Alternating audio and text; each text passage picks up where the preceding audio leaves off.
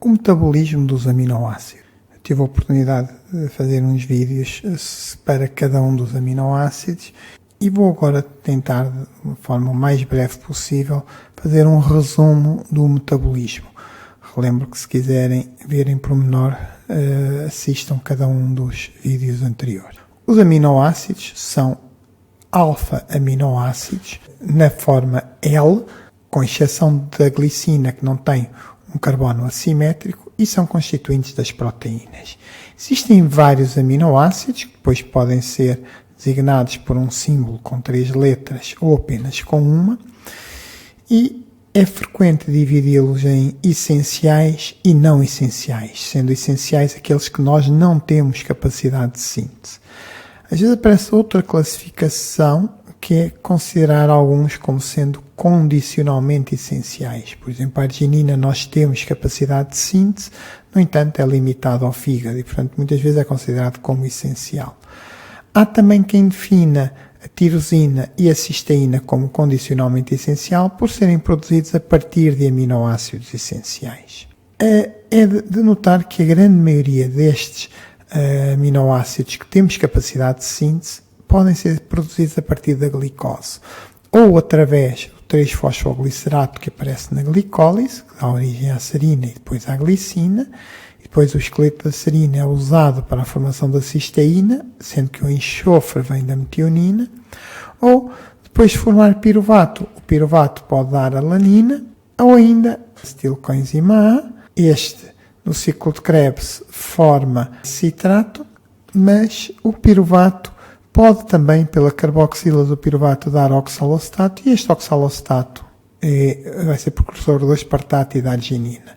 Já o alfa-cetoglutarato, que se forma a partir do citrato, é precursor do glutamato, depois pode originar a glutamina, a arginina e a prolina.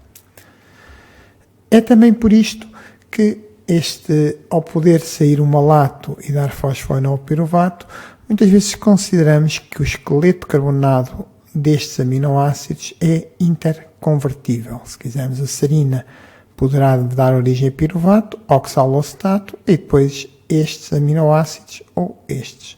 Ou o contrário, o glutamato, alfa-cetoglutarato, oxalostato, aspartato, ou malato, fosfoenolpiruvato, piruvato-alanina ou fosfoglicerato serina. Com muita frequência, dividimos o metabolismo dos aminoácidos, a sua degradação, em glicogénicos e cetogénicos. Glicogénicos, apesar de haver outras definições, eu diria que glicogénicos serão aqueles que formam metabolitos que estão envolvidos na glicólise ou intermediários do ciclo de Krebs e que podem vir a originar glicose. Os cetogénicos são aqueles que não produzem metabolitos que possam ser convertidos a glicose, e, portanto, são aqueles que formam diretamente acetil-CoA ou corpos cetónicos. Só há 2 exclusivamente cetogénicos, a leucina e a lisina. A maior parte são glicogénicos e depois temos alguns que podem ser glicogénicos e cetogénicos simultaneamente, como é o caso da fenilalanina, isoleucina, tirosina, triptofano e eventualmente a treonina. Eu costumo dizer que é o FIT, F-I-T, fenilalanina e isoleucina, portanto os que começam por F é só um, e os que começam por T. Nós vimos que a glicose era degradada a piruvato, que podia dar lactato ou acetil-CoA, que entrava no ciclo de Krebs. Vimos também que este piruvato podia ser desviado para oxalostato e encher o ciclo de Krebs, ou sair para voltar a formar glicose. Vimos também que estes compostos, quer da via glicolítica, quer desta gliconeogênese, podia dar origem ao glicerol e aos triacilgliceróis e fosfolípidos, que também podiam ser degradados originando o glicerol. Vimos que os ácidos gordos provenientes dos fosfolípidos ou do triacilglicerol davam acetil-CoA. E era este acetil-CoA que depois dá origem aos corpos cetónicos acetostato e beta-hidroxibutirato. O que acontece é que os aminoácidos que dão acetil-CoA só têm como possível destino a sua queima no ciclo de Krebs, ou eventualmente dar corpos cetónicos ou a síntese de ácidos gordos ou colesterol. Já todos aqueles que dão intermediários do ciclo de Krebs, glutamato, os que vão dar origem depois a succinil-CoA, a fumarato ou oxaloacetato, podem, saindo via malato, dar origem à glicose e por isso dizem-se glicogénicos. Também aqueles que dão piruvato, é verdade que o piruvato pode dar acetil-CoA, mas nós sabemos que quando há muito acetil-CoA, ele inibe a desidrogénase do piruvato e ativa a carboxilase e, portanto, neste sentido, se houver aminoácidos a formarem muito piruvato, ele não vai dar origem à síntese de corpos cetónicos, apesar de também poder originar acetil-CoA e daí considerarmos que sejam glicogénicos. Aqui está um pequeno resumo nesta tabela o composto que origina e o composto que é originado por cada um dos aminoácidos e realmente em muitos dos casos eles partem e vão originar o mesmo composto. Um dos processos muito importante no metabolismo dos aminoácidos é a transaminação. Um ácido aminado, aqui é um cetoácido, aminoácido passa a cetoácido, recebe este grupo ceto e este cetoácido vai passar a aminoácido. Há aqui uma transferência e por isso é que se fala numa transaminação. De notar que neste processo o carbono vai sofrer também uma oxidação. Passa de um estado de oxidação 0 para um estado de oxidação mais 2. A transaminação é também uma reação de oxidação-redução, mas elas estão catalogadas como transferases por se considerar este passo mais importante.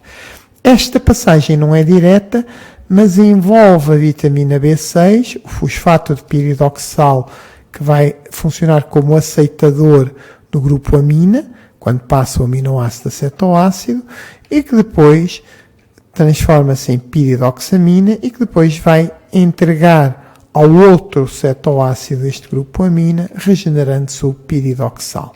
Portanto, temos aqui um ciclo em que um aminoácido é convertido em cetoácido e um cetoácido acaba por receber este grupo amina que, entretanto, passou pela vitamina B6.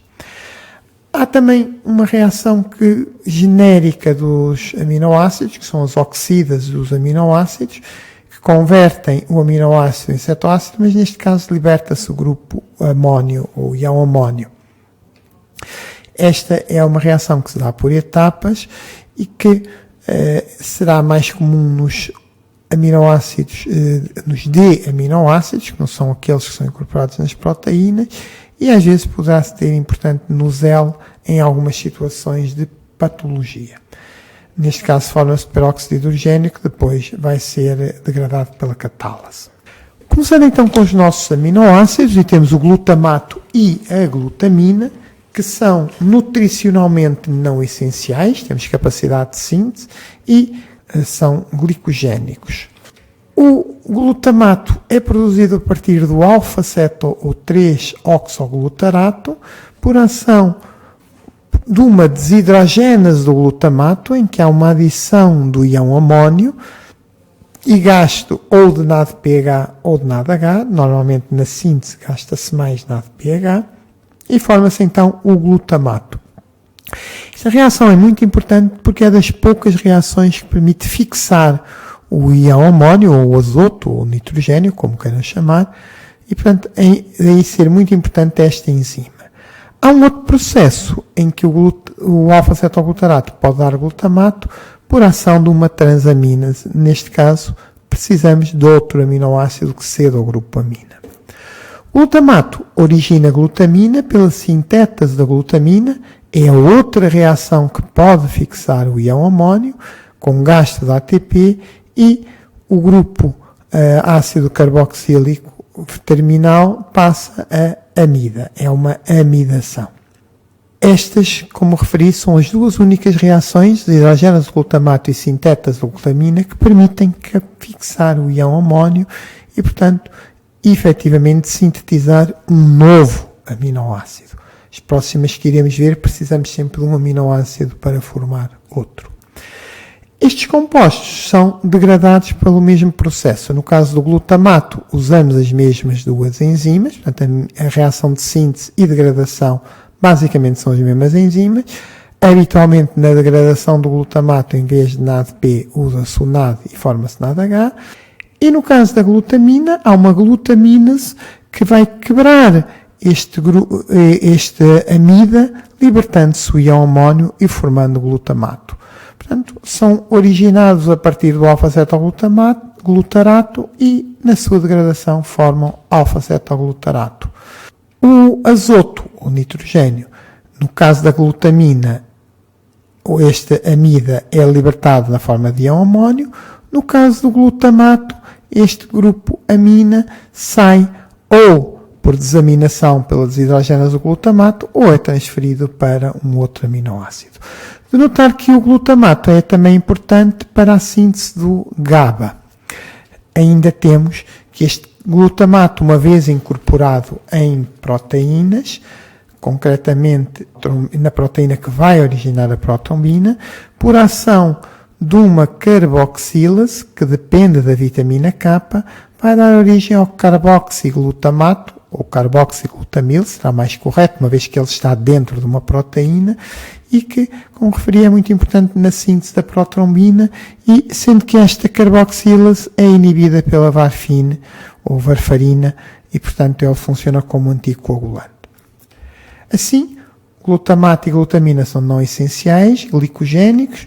O glutamato é sintetizado a partir do alfa-cetoglutarato e degradado ao alfa-cetoglutarato, ou por transaminação, ou por incorporação e depois liberação do íon amónio. E vai ser um importante dador do grupo amina para a síntese de grande parte dos aminoácidos, sendo ainda precursor do GABA, do carboxiglutamato, glutatião e poliaminas, porque vai originar a ornitina. A glutamina é glicogénico também, é formado a partir do glutamato por incorporação do íon amónio e origina glutamato libertando o íon amónio, sendo dador de azoto para a asparagina, para a síntese de purinas, pirimidinas, aminoaçúcares e do NAD. Quanto ao aspartato, asparagina e alanina, são também nutricionalmente não essenciais e glicogénicos, sendo que o aspartato é produzido a partir do oxalostato por transaminação, e reparem que quem doa o grupo amina é habitualmente o glutamato, que passa a alfa-cetoglutarato, e o piruvato vai dar origem à alanina também por uma reação parecida, a chamada, no caso, a transaminase do aspartato, AST, no outro, a transaminase da alanina, ou ALT. Referir que estas enzimas anteriormente eram designadas por transaminase glutamato oxalostato, em português TGO, em inglês GOT, TGO ou AST é a mesma coisa, e no caso da transaminase alanina era a transaminase glutamato piruvato, GPT ou TGP. O aspartato, por uma reação semelhante à síntese de glutamina, mas agora o dador do azoto vai ser a glutamina que passa a glutamato e a enzima é sintetase asparagina, forma a asparagina.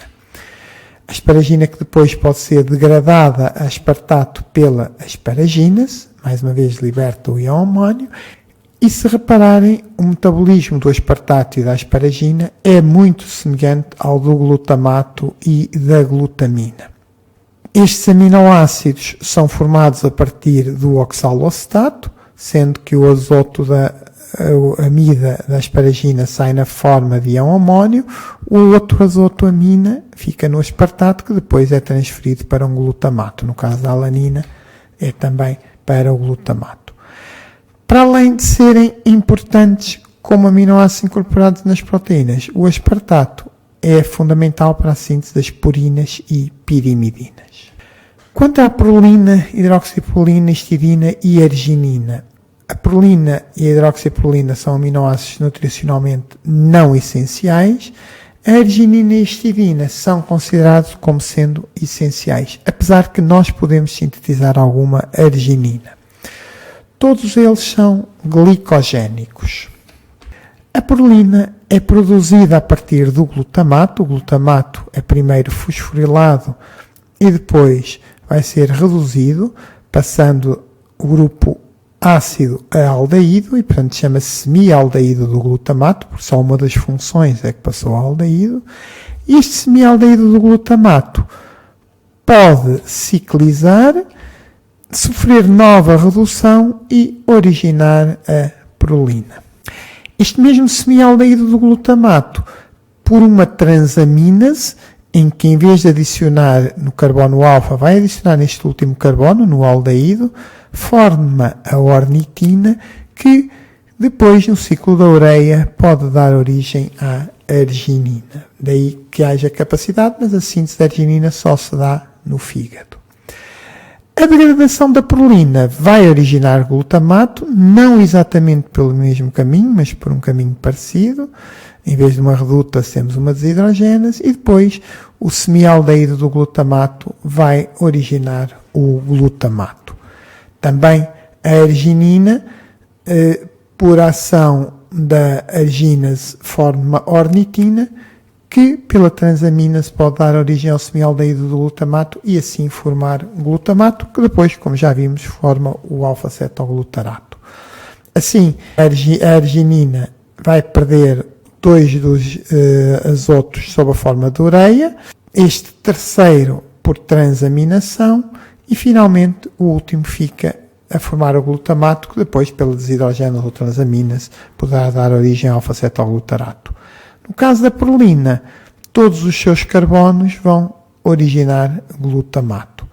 Há uma patologia que corresponde a uma deficiência desta desidrogénase da prolina e que leva a um aumento da prolina no sangue, que se chama hiperprolinemia.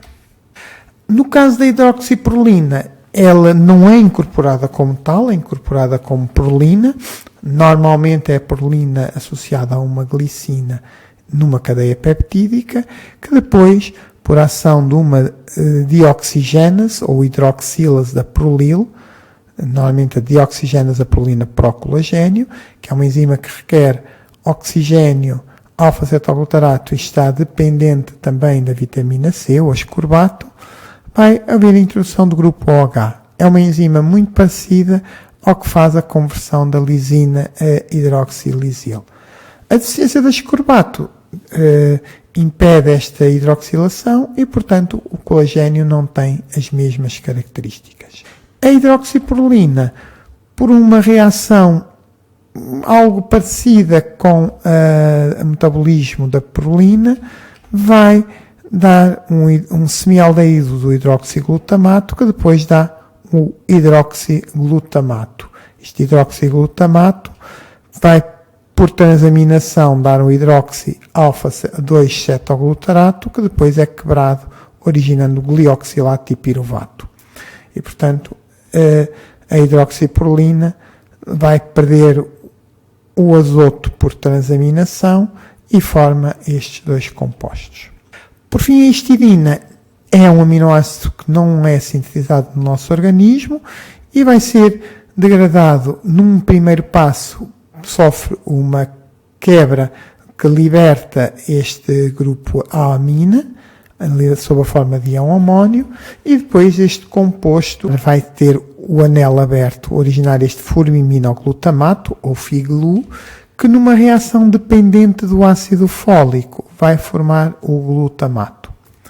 Desta forma, no metabolismo da histidina, liberta-se íon amónio, forma-se o formiminotetrahidrofolato e o glutamato. E, portanto, ela é glicogénica, porque o glutamato é glicogénico. De notar que a perda deste CO2 por uma descarboxilase leva à formação de histamina. A histidina também pode reagir com a betalanina e formar a carnosina. A deficiência desta líase leva a uma patologia que se chama histidinemia. A arginina, como vimos, origina glutamato e pode ser formada a partir do glutamato apenas no fígado, é depois precursor de outros compostos, como via ornitina as poliaminas, putrescina, espermidina e espermina, sendo que depois é necessário o S-adenosylmetionina. A arginina vai ser também importante para a síntese de NO e leva à formação de citrulina. Vamos precisar de 2 argininas, formam-se 2 NOs e 2 citrullinas. Outro composto que é formado a partir da arginina e da glicina, concretamente, é a creatina, em que há a formação de um grupo chamado guanidinoacetato, reforma-se a ornitina, que no ciclo da ureia pode voltar a originar a arginina, ou originar o glutamato por transaminação, e depois esta guanidinoacetato, mais uma vez por reação com essa adenosylmetionina, forma a creatina, que é muito importante. Pela síntese da creatina forma o fosfato de creatina, que é uma fonte de armazenamento de energia a nível muscular. Este fosfato de creatina, depois por um processo espontâneo, vai originar a creatinina. Sim, a prolina é não essencial, produzida a partir do glutamato e degradada a glutamato, por isso glicogénico. A hidroxiprolina origina piruvato e glioxilato, e portanto é glicogénico, pode ser produzido a partir da prolina incorporada, o prolil. A histidina é glicogénico, vai libertar o íon amónio, vai-se formar o formiminoglutamato e origina glutamato. É também precursor da histamina, carnosina e homocarnosina. Já a arginina é essencial, apesar de haver uma possível síntese. A síntese seria a partir do glutamato por transaminação e no ciclo da ureia, e ele pode ser degradado a glutamato, libertando ureia e depois saindo outro por transaminação. Ela é importante para também a síntese da creatina, poliaminas e NO. Serina, glicina, treonina e selenocisteína. São serina, glicina e selenocisteína nutricionalmente não essenciais, já a treonina é nutricionalmente essencial. No caso dos três primeiros são glicogénicos, a treonina é glicogénico ou cetogénico. A serina é produzida a partir do fosfoglicerato. Primeiro ocorre uma oxidação do álcool acetona, que depois, por transaminação, forma-se a fosfoserina, que perde depois o fosfato, originando assim a serina. Esta serina pode ser degradada por uma líase da serina, que antigamente era chamada de desidrata-se, porque num primeiro passo havia a saída de água, apesar de depois voltar a entrar, em que perde o íon amónio e forma-se piruvato. Ou, por outra via, ela pode seguir um processo mais ou menos semelhante ao inverso da síntese, que é uma transaminação, forma-se o hidroxipiruvato, depois dá origem ao glicerato, que é fosforilado a fosfoglicerato. E, portanto, a serina pode ser produzida a partir do fosfoglicerato, ou ser degradada ou a piruvato ou a fosfoglicerato. Num caso, o azoto sai na forma de íon amónio, no outro é transaminado. Notar que a serina vai reagir com o palmitoil coenzima A para formar a esfingosina e é também um componente da fosfatidilserina. A partir da serina podemos formar a glicina por a hidroximetiltransferase da glicina, e que é um processo que, para além de formar a glicina, forma também o N5N10-metileno-tetrahidrofolato, muito importante no metabolismo do ácido fólico. E esta glicina pode ser degradada ou a serina, e originando serina dar piruvato e daí ser considerado glicogénico, ou pode sofrer uma transaminação e originar o glioxilato. Neste caso, o dador do aminoácido para converter o glioxilato a glicina pode ser o glutamato, a alanina ou a própria serina. Outra forma de síntese da glicina, além do glioxilato e da serina, é através da colina, em que sofre duas oxidações, origina a betaína, que depois vai perder os três grupos metilo, um para a metionina, o outro sai sob a forma para um derivado do ácido fólico, N5N10-metileno-tetrahidrofolato, e o terceiro pode sair sob a forma de formil, que depois pode ser incorporado no ácido fólico, formando-se assim a glicina. A glicina Pode ser, como vimos, degradada a serina, pode ser degradada a glioxilato ou pode receber um grupo metilo e originar a sarcosina. O glioxilato pode sofrer uma redução para glicocolato ou uma oxidação para oxalato. Por fim, a glicina pode ainda ser quebrada pela desidrogénase da glicina, muitas vezes chamada síntese da glicina, a CO2 e ao amónio e metileno tetrahidrofolato. Neste caso, nesta reação ou nestas, não será nem glicogénico nem cetogénico. A desidrogénase da glicina é uma enzima que acaba por ser semelhante à desidrogénase do piruvato, que envolve várias enzimas, envolve o ácido lipoico, neste caso o folato. O ácido lipoico fica reduzido, que depois vai entregar os elétrons ao fado e, por fim, ao NAD. A deficiência desta enzima leva a uma patologia que se chama encefalopatia glicínica. Assim, a glicina pode originar oxaloacetato e glicolato com perda do azoto sob forma de uma transaminase, ou pela aquela desidrogénase formar CO2, N5N10 metileno tetrahidrofolato e ião amónio. Neste caso não é nem glicogénico nem cetogénico, ou quando é convertida a serina pode ser glicogénico, porque a serina pode dar o 3-fosfoglicerato ou o piruvato. Para além destas vias, ela pode ser também conjugada com os sais biliares, saindo neste caso conjugada com os sais biliares, intervém ainda na síntese da creatina, que já referi, o glutatião, das purinas, neste caso sai ligado ao ácido úrico, ou para a síntese do M, saindo na forma de bilirrubina.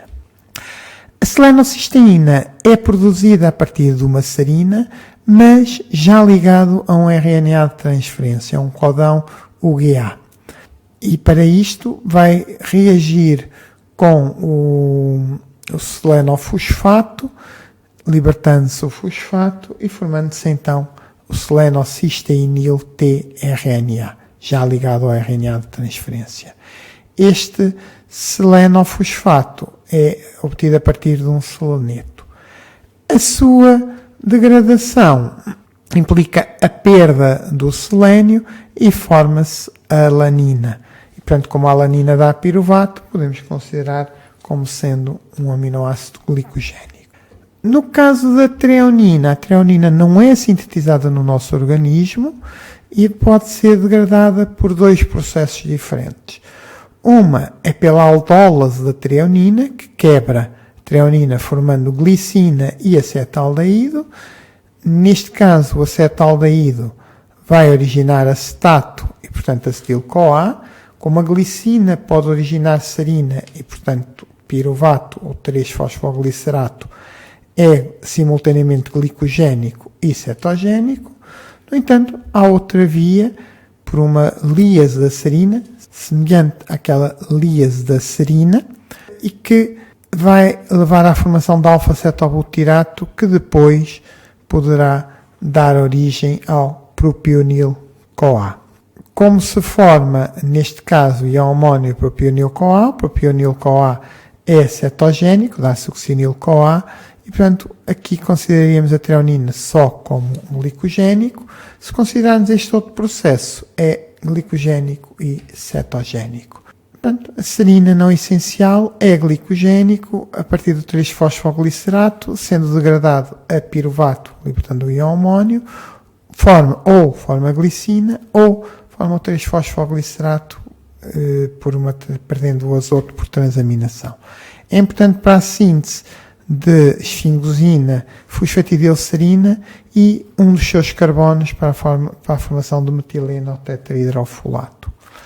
Já a glicina, ele é não essencial, precursor da síntese do M, e portanto depois vai sair na bilirrubina, síntese das purinas e sai como ácido úrico para a formação do glutatião, síntese da creatina e saindo depois como creatinina, ou ainda pode ser metabolizado a serina ou ainda degradado a glioxilato ou CO2 mais ion amônio.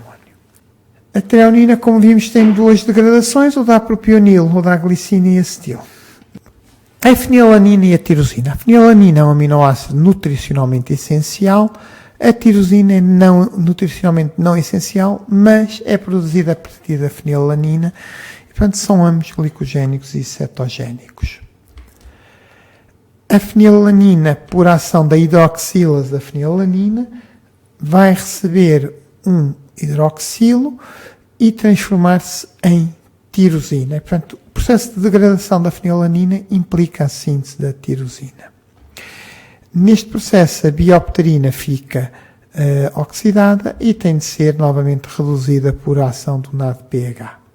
A tirosina pode depois sofrer a ação de uma transaminação e, por um conjunto de reações, o anel é aberto e, por fim, é quebrada, originando fumarato e acetoacetato. Por isso, fumarato é glicogénico, acetoacetato é cetogénico. O azoto, como vimos, sai por transaminação.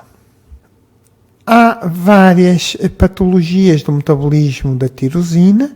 A deficiência destas enzimas, a transaminase, a hidroxilase, a hidroxifenilpiruvato e esta que quebra a fumarila cetoacetase, leva a tirosinemias, aumento de tirosina no sangue.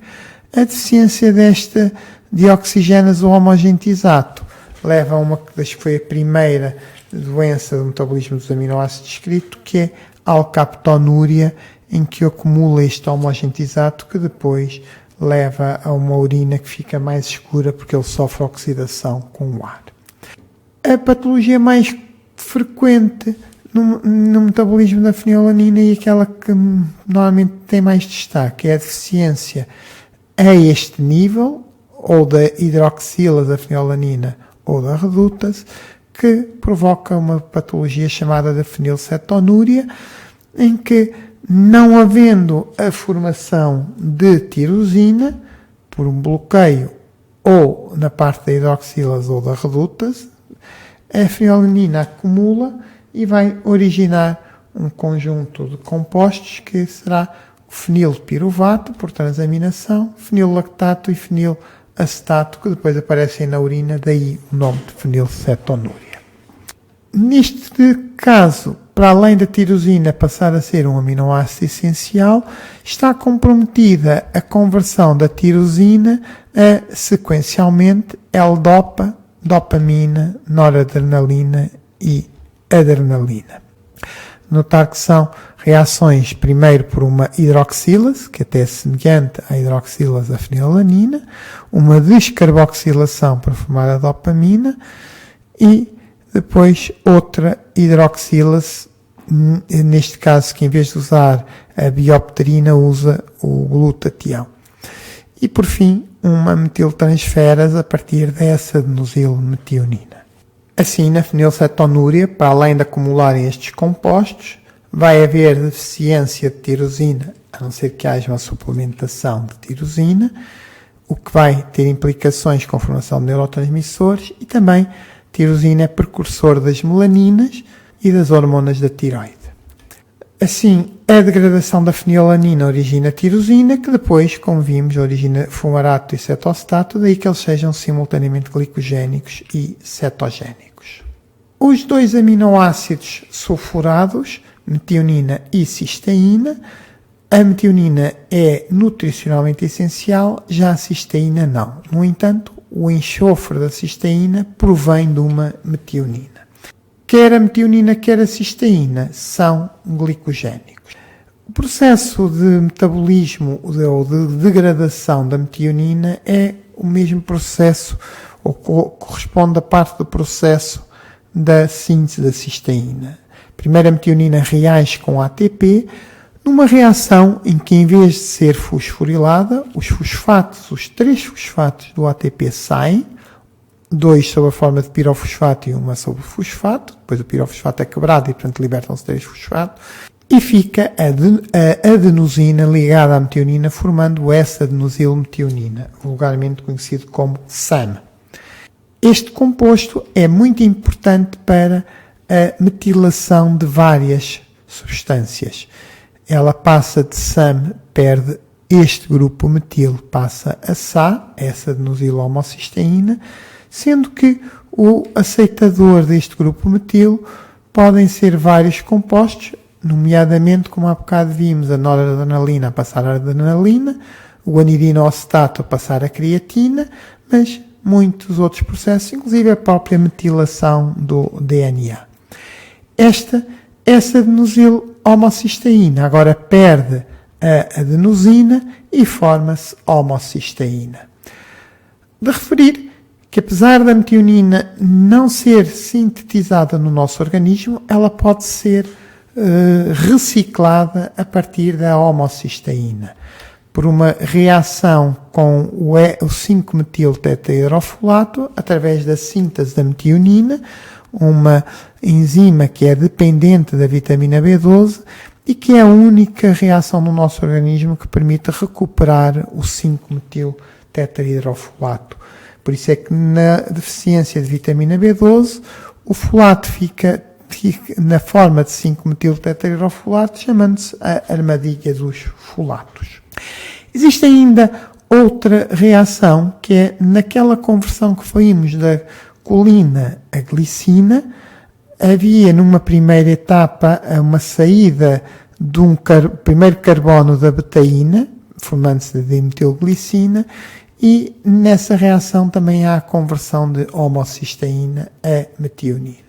A conversão de S-adenosilmetionina a S-adenosil-homocisteína também pode ocorrer com a reversão de glicina a sarcosina. De notar que este composto, o S-adenosilmetionina, também é importante para a formação das poliaminas, espermidina e espermina, em que, por reação com a putrescina, podia vir da arginina, já vimos isso, dava origem a estes compostos e formava-se a metiltioadenosina, que depois poderá dar origem novamente à metionina. A homocisteína que se formou ainda tem o enxofre e vai então reagir com uma serina por uma síntese da cistationina, juntam-se, forma-se a cistationina que depois quebra, mas agora quebra do outro lado do enxofre,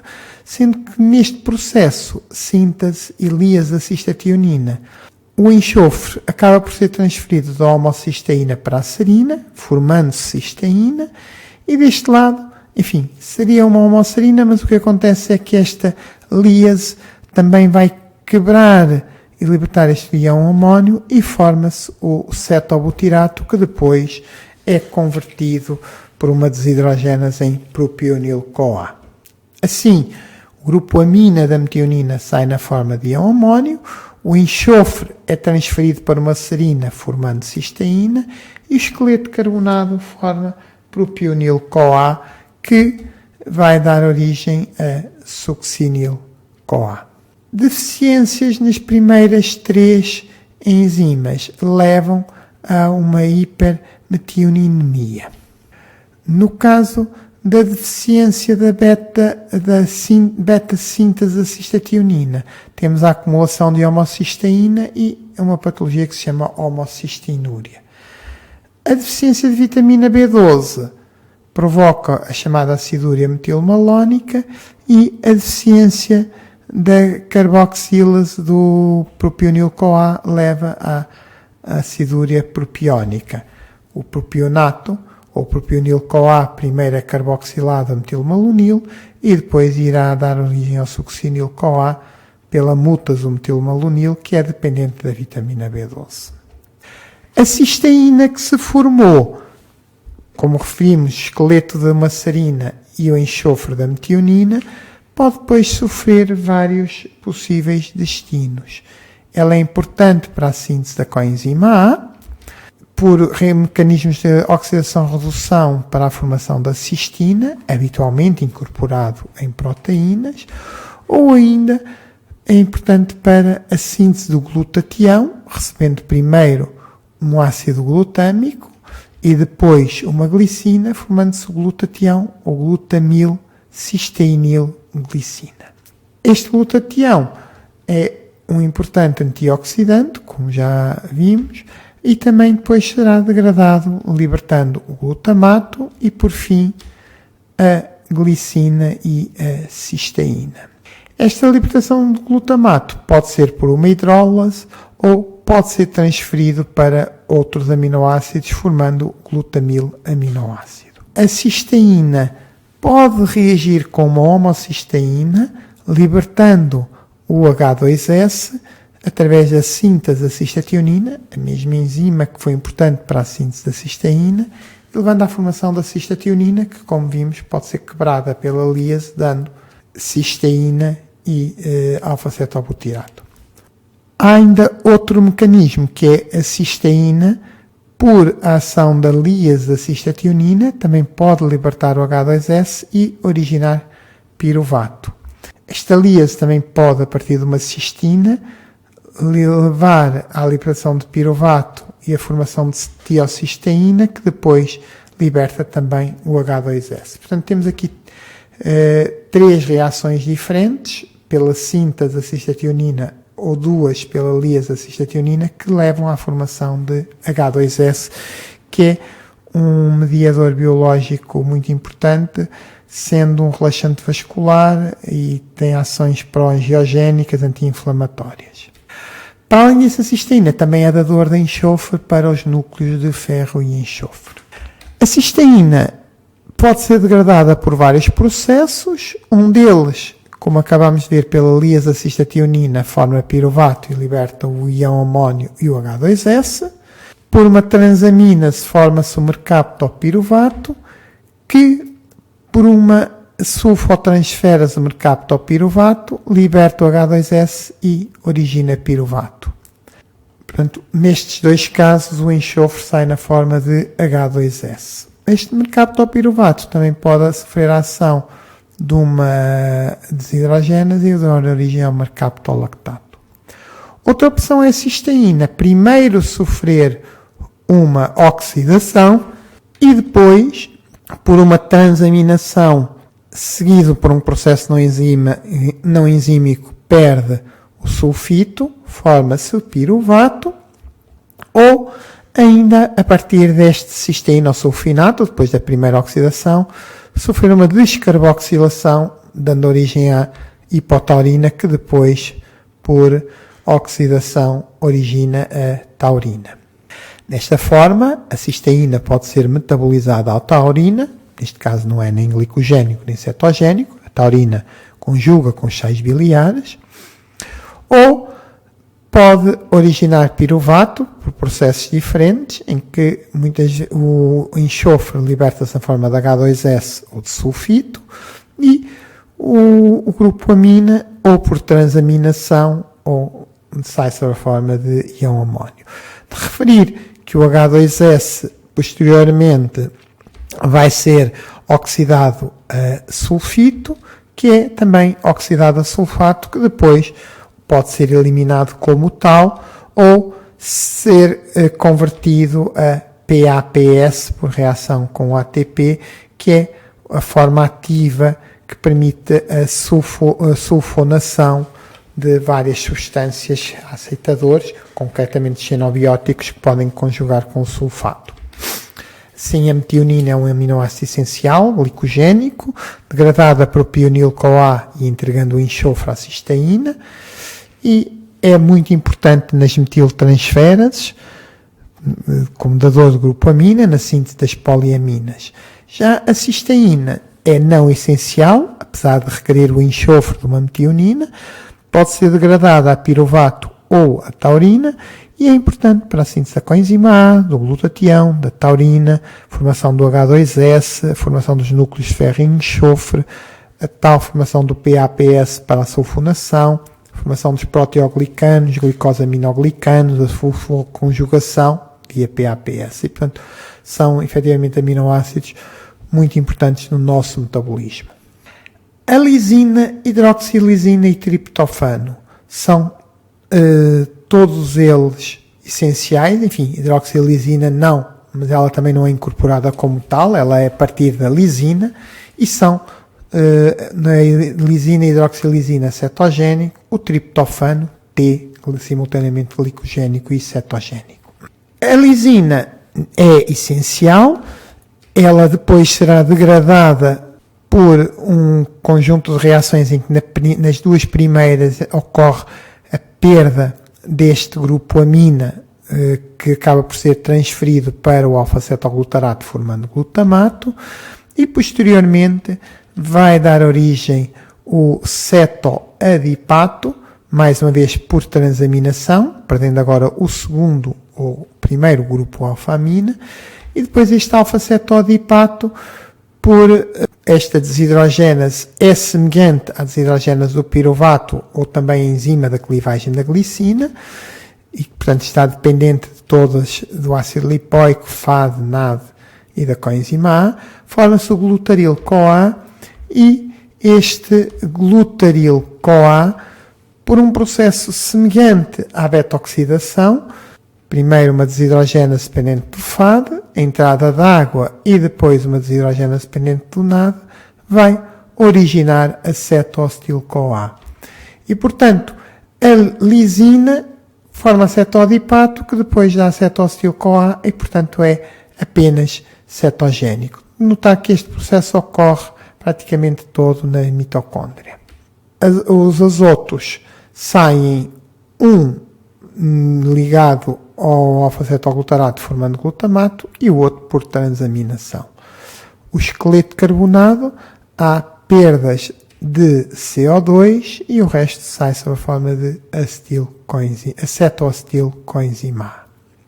A deficiência da desidrogénase sacarapina leva a uma hiperlisinemia.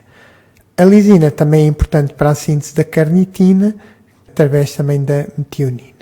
A hidroxilisina, na realidade, não é um aminoácido incorporado nas proteínas, ele aparece por hidroxilação de uma lisina pré-incorporada. E, como vimos, é semelhante à hidroxilação da prolina, dependente do alfa-cetoglutarato e do ascorbato, e que está presente no colagênio, e por isso é que a deficiência do ascorbato vai provocar o escorbuto, porque há uma deficiente formação do colagênio.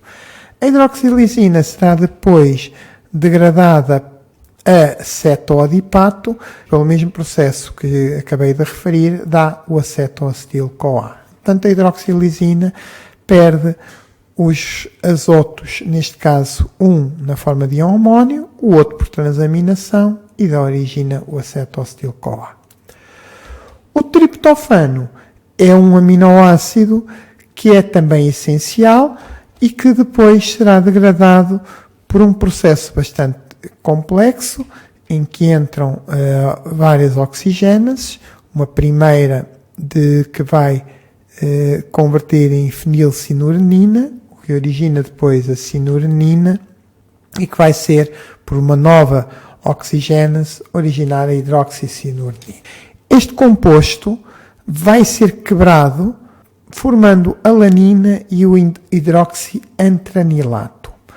Esta enzima, a cinurinase, requer vitamina B6, o piridoxal, e é mais sensível à deficiência de piridoxal do que as transaminas. E, portanto, a deficiência de vitamina B6 provoca a acumulação deste composto, que vai sofrer uma via alternativa, uma transaminação, e originar o xanturenato. É por isso que na deficiência de vitamina B6 vai aparecer um aumento do xanturenato. Este hidroxiantranilato, mais uma vez, sofre uma ação de uma oxigénase e depois, por um processo não enzímico, origina o quinolinato, que é um precursor da síntese do NAD. É por isso é que, mesmo que não haja uma ingestão de niacina em grandes quantidades, podemos produzir o NAD a partir do triptofano. A doença de Hartnup É uma doença em que há uma deficiente absorção do triptofano e aparecem uma sintomatologia do tipo da pelagra, ou seja, da deficiência da niacina, porque compromete, não havendo triptofano, vai comprometer esta síntese. Como vemos, o triptofano é degradado a alanina e depois o restante esqueleto, se não seguir para a síntese do nada, pode depois sofrer uma descarboxilação, mais um conjunto de reações que liberta mais um íon amónio, forma o cetoadipato que, como já referi, vai dar origem ao acetoacetil-CoA. Assim, e porque o triptofano formou alanina e acetoacetil-CoA, é simultaneamente glicogénico e cetogénico.